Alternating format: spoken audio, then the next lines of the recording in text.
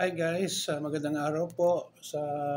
Welcome kayo sa channel ko. Sa video na ito guys, pag-usapan po natin bakit nagbabawas ng coolant ang inyong sasakyan.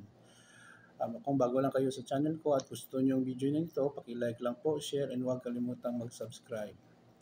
Una-una po, hindi po ako isang certified na mechanic, pero based sa aking karanasan bilang driver ng aking lumang sasakyan, luma sa kasi-kasi-kasikanhan, naranasan ko pong magbawas ang coolant ng aking sasakyan.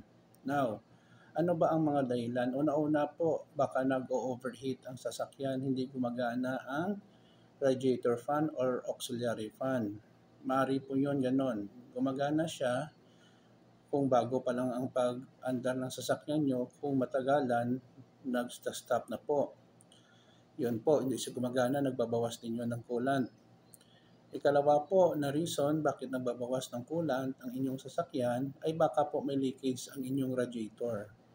Ang radiator po ay napakahalaga po kasi siya po ang nagre-regulate ng init sa ating sasakyan. Kung may butas siya or may leakage, babawas talaga ang coolant or tubig sa inyong sasakyan. Napakadelikado po kasi it will cause also overheat.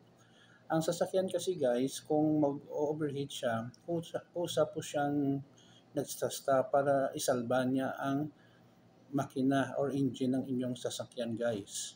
So, katatlo po na reason baka nagbabawas ang inyong sasakyan ay baka naghalo na po ang tubig at saka langis sa inside sa inyong engine. So, maraming problema dyan, no?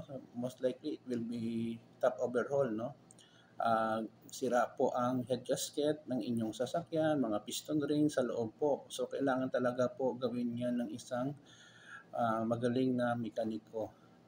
So, kung na-experience yung mga trouble ng inyong mga sasakyan, pagkidala na lang po, huwag nyo na pong hintayin na tumirik kayo sa daan sa isang eksperto at honest po na mekaniko. So maraming salamat po sa inyong panonood. Sana po may napulot po kayong lessons dito bakit nagbabawas po ang coolant ng inyong sasakyan. Maraming salamat po.